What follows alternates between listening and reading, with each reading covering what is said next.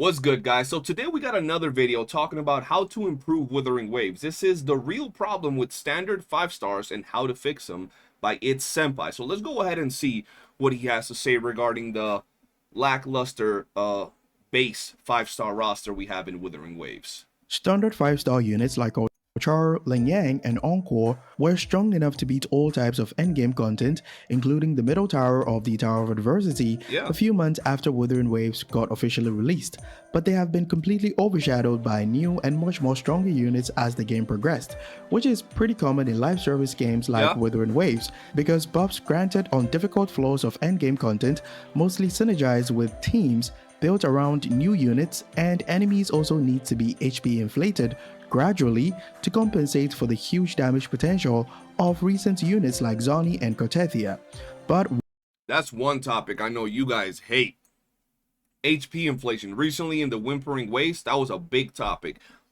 I don't mind HP inflation. I think, like he said, it's kind of like normal as long as it's done right. If you're going to be making stronger units, make the HP inflation like balance itself out. Don't make it to where like older units are useless and you need the brand new units, or where you feel like you're struggling to even beat content, because then it's not fun. It doesn't change the mechanics, it just make things sponge, and that's boring. Why is it even important to buff standard units in the first place, and do they even provide any kind of value to veterans, beginners, and Kuro games from a revenue perspective? Well, buffing standard units can be very important so that beginners don't feel like the game is just a cash grab or forcing you to pull for new limited units just to be able to beat some mid-difficulty endgame content like Whimpering Waste and the left and right side of the Tower of Adversity. This builds consumer trust where players feel like their past investment are respected, and the security makes them more willing to spend on new characters, not out of necessity to beat endgame content, but out of genuine support and how much they like a particular character's lore, gameplay, and design. See, this is a touchy subject in my opinion, because at the end of the day, the game's progress, the kits get more complex and the enemies get stronger. Standard banner units are standard banner units. I know, deep quote right there. But the reality of it is that you can't be a year or 2 years into the game and expect to build teams around standard banner units. It's just not going to work. Can these units still clear a lot of content? Of course. You can still use Calcharo, Encore, Verina. I don't know about Lingyang. He kind of trash. But you can still use all these other units to clear a lot of content, just not the absolute highest level of content. They can make parts of teams with brand new units, but you can't expect to use these standard banner units even, you know, a year after the game as the sole core of your team. Should they be buff? Yes, they should be buff, but not because people should use them as the main core of their team, but more so because, let's be honest, the standard banner at this point is absolute trash. Right? The units in there, apart from Verina, get no use. They don't synergize with anybody else on the upcoming or current, main rosters.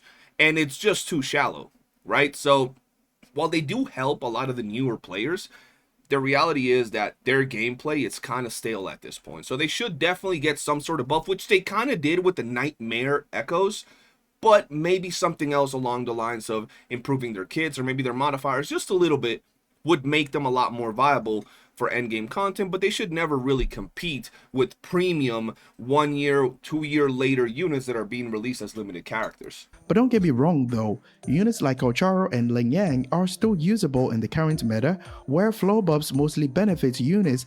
Who uses Lingyang? This man keeps bringing up Lingyang. Nobody uses Lingyang. That is the worst thing when you get your loss on a 50-50. You get a Lingyang, because that's like, he just there, he trash. Ain't nobody using Lingyang. That utilize negative status effects to do damage. This is evident in speedrun showcases from cracked creators like Moment, Yumi, and Wild Crown. He's a Lingyang main. Hey, yo, my fault. I didn't mean to disrespect your furry like that, dog. If you're doing work with Lingyang, more power to you.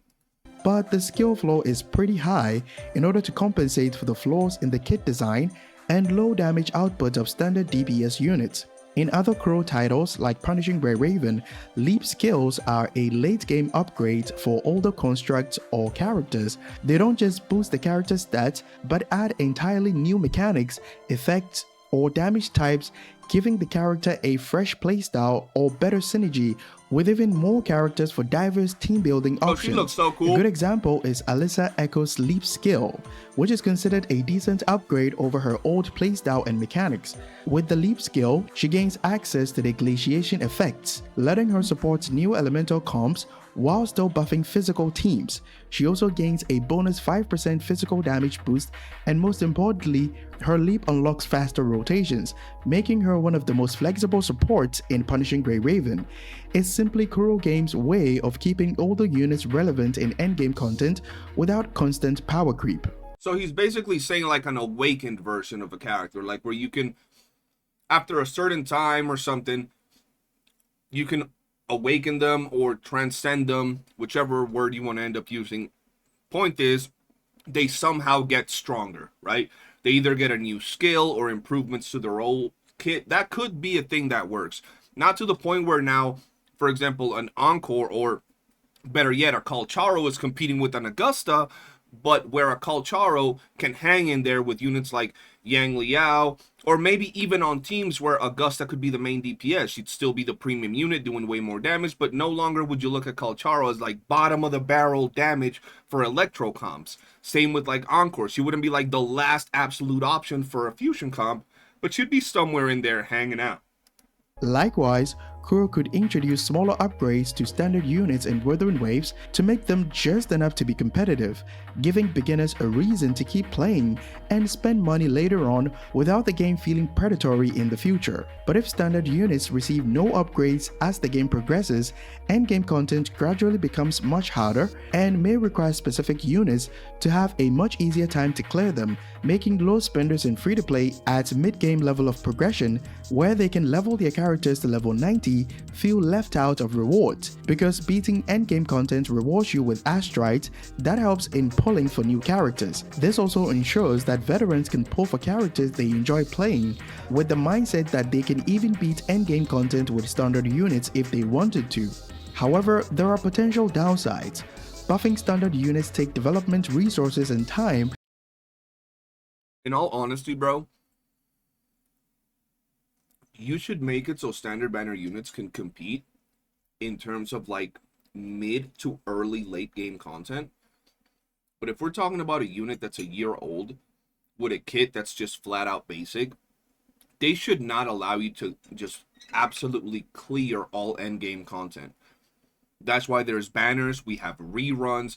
This game is plenty generous with, you know, astrites. So I do think that units that are supports like an Encore could fit on any team, but you should never be in a situation where like a standard banner unit does as much damage as a unit that's been being dropped like 2 years later, because it is a double-edged sword.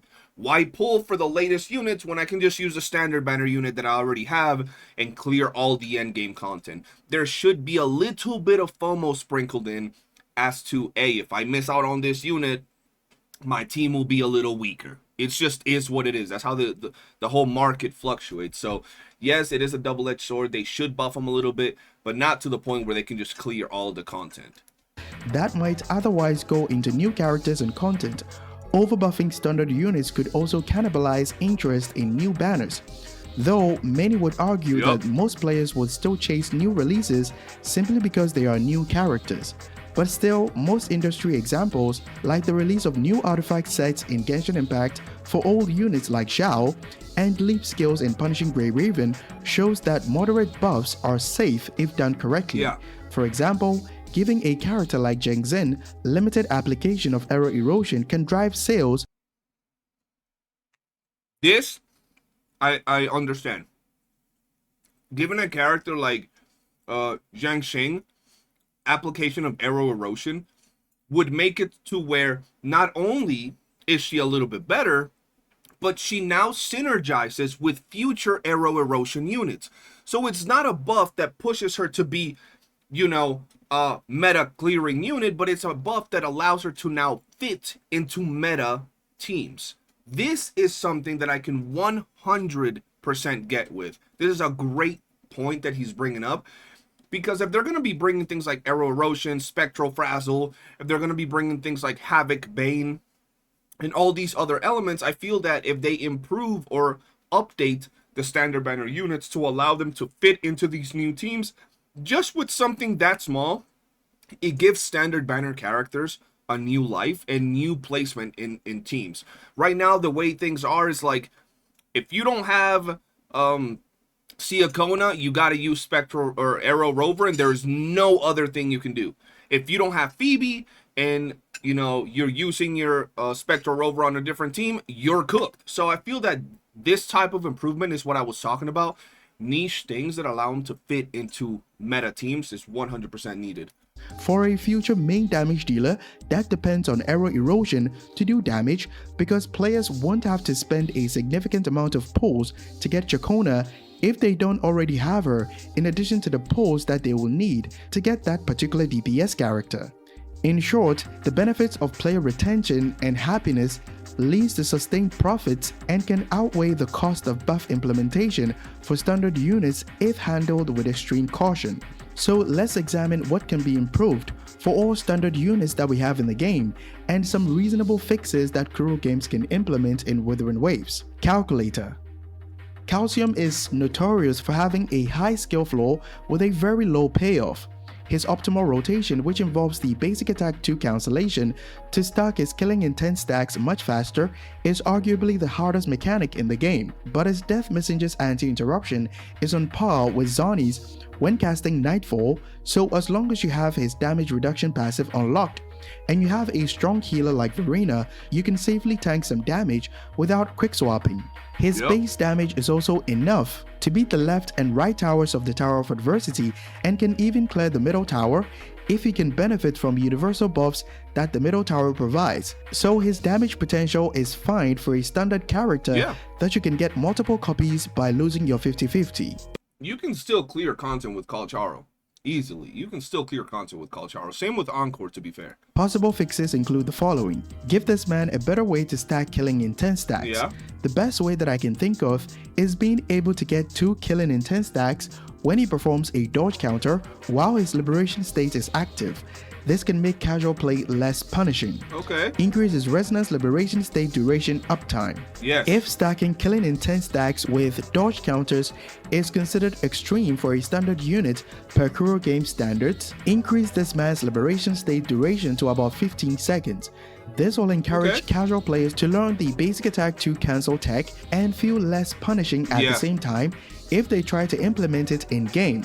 Calcharo is one of those units that when I first ever got Calcharo, he felt so good, and then little by little I found out that he was more complex, and I was already clearing stuff with Calcharo. I remember I used to do 3 Death Messengers, but it wasn't just like flat out like press the buttons. You gotta like animation cancel, and you learn that over time, and I thought every character was gonna be complex to a certain degree.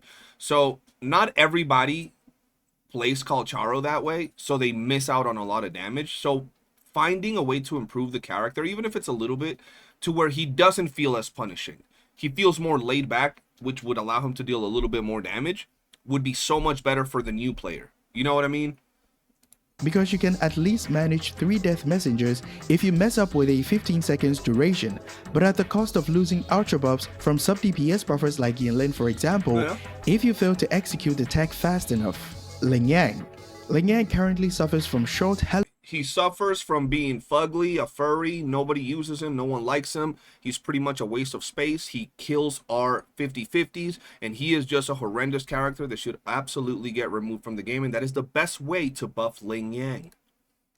Helicopter mode or flight mode duration, just like Calcharo, but his main issue is his split scaling of basic attack and resonance skill damage, in addition to pretty wonky hitboxes. His liberation cooldown is also 20 seconds, which is pretty high compared to Encore, whose liberation cooldown is 16 seconds, which makes double intro skills with Sound Warp possible within the 30 seconds ultra buff duration of Verina and Shorekeeper. This makes double intro skills from Sound Warp to Lingyang in one rotation nearly impossible, which could have significantly increased his damage per rotation. But otherwise, he's a great unit overall, with less Why's he capping like that? Advantages compared to camouflage. He just lacks damage output in general. Possible fixes include extend his flight mode duration. Increase the duration of Lingyang's flight mode duration from 10 seconds to about 14 seconds when his liberation state is active. This can make him do more damage per flight mode in one rotation. I low-key feel that all the Lingyang lovers and furry lovers are gonna feel attacked by me trolling on Lingyang, and they're gonna come dislike my video, bro. Give him a single type damage scaling. Make Lingyang's resonance skill cast in his flight mode scale off basic attack damage instead of resonance skill damage, so that he can fully take advantage of Sanwa's basic attack damage amplification. Change his Lion's Pride passive to something much more useful. Instead of 50% intro skill damage scaling increase, buff his basic attack damage scaling by 20%, or his Tommy Kicks, which is this animation right here, which he uses to end his flight mode, by 50%. Rework his sequence 6. Homie basically said just rework the entire character, make it so he scales off something else, so he buffs something else, so his intro's different, so his S6 is different. See, I was right, bro. Might as well just replace the character, bro. Add a rock in place of Lingyang, and that's it. Give us like 100 coral instead of pulling a Lingyang, and we're good. We don't even need Lingyang at this point, bro. You just said it yourself.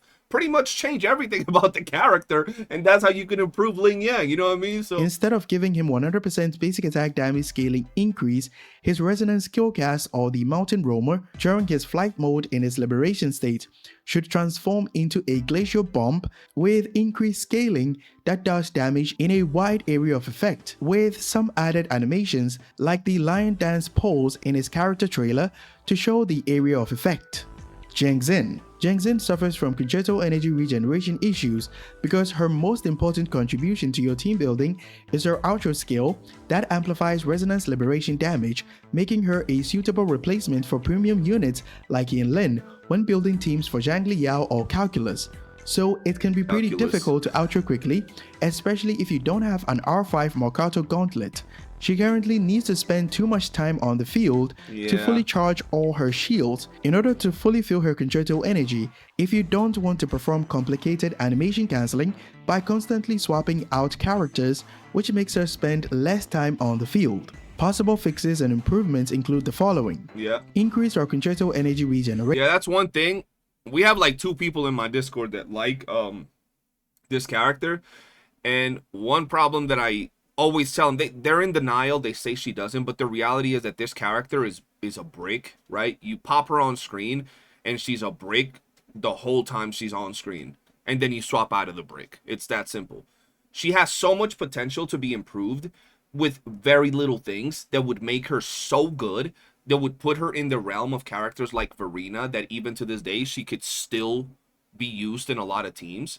She could definitely be in that same realm, but the fact that her gameplay is a brick and her rotations are a brick makes her a little bit difficult to work with. So increasing her concerto regen is definitely a good way to start. The other thing we talked about earlier, which is giving her arrow erosion application, would also be really good. And let's see what else he has in store. Instead of gaining 5, 18, and 23 concerto energy for all the 3 shield levels respectively. Yes, that is a good thing. Like if she could be switched off the field like Siakona when she's doing her whole little chanting and casting of her ability, where she's over there just generating that circle around her. If she could be, you know, switched out while she did that, that would also be a good way to make her feel less like a brick and speed up the rotations with her on the team. Let her gain 20 concerto energy for each shield level so that casuals can outro from the field with her after the second shield charge to decrease her field time but lose access to more shield acquisition. Give her limited access to arrow erosion application or maximum stack count increase. Rover is currently tied to a lot of DPS units like Cortethia, Zani as a Phoebe replacement, and Phoebe for applying Spectrofrazzle. So giving Jianxin limited access to arrow erosion application can make her a suitable replacement for Chakona, since she's the only unit in the game that can apply arrow erosion. Making her able to increase arrow erosion stack count on an enemy can make her a suitable replacement for Aero Rover Yeah. in a Cortethia team composition, since you can already provide healing for survival in the Cortethia team, freeing up Rover to use with other DPS units like Phoebe and Zani, or even a solo Havoc DPS carry. Yeah. Encore. Like, Loki, I think that's the best character to improve. I don't even play Jianxin. I don't even like her like that, but she just has the highest ceiling if they ever buff standard banner characters, where she would now actually fit on almost every Arrow or Roshan team, and she could fit in a lot of different scenarios if done right, because she has a lot of ways to support your team. Encore is generally decent and has a few disadvantages compared to other standard units that I've previously mentioned. She's often referred to as the best standard DPS, with a straightforward gameplay and decent damage output. But with that said, Encore could still use some quality of life changes or niche boosts to her kit design. Possible ideas include the following. Combine her resonance skills. Skill 1 should now be part of Skill 2, and Skill 2 or E2 gets automatically cast after Skill 1. This can make quick swapping very easy for casuals, since you can just cast her skill and then swap to another character to continue your rotations. Give her a single type damage scaling. Make your Forte circuit scale off basic attack damage instead of liberation damage. This will make it easier to prioritize basic attack. The single target scaling is something that should 100% be done in all of these characters, bro. 100%. Attack damage bonus when building her, and take full advantage of Soundwave's buff if you like to stay on her and use his Forte circuit after her liberation state duration ends, which can increase her personal damage when she's being played by casuals. But at the moment, it's always recommended to swap out of her Forte circuit after doing damage with her basic attacks, since it doesn't benefit from the basic attack damage amplification from Sanwa. Verina. Verina is honestly, Verina's still very freaking good. She's still very good. Like, if you don't have Shorekeeper, but you've somehow managed to get a bunch of dupes on your Verina, she's still solid as hell. She could definitely be improved a little bit more, because she does get obviously outshined by Shorekeeper, as she should. But if I were to say what could be improved on her, the main thing would be like Spectral Frazzle, maybe. Like, being able to apply Spectral Frazzle, that would be kind of interesting, because then you can really run her instead of Phoebes, which some people don't even want to pull, and some people love Zani.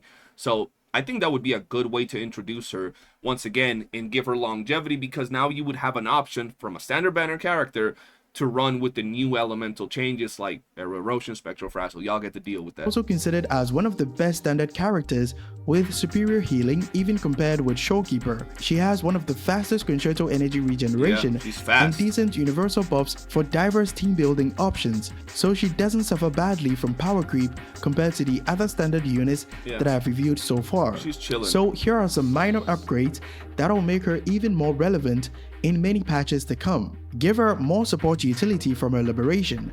At the moment, her Resonance Liberation does not offer that much value in terms of supportive utility, other than healing the on-field character. The coordinated attacks that her Liberation provides does not provide that much value for Jianxin, since she gains more Forte stacks from different attributes other than Spectral.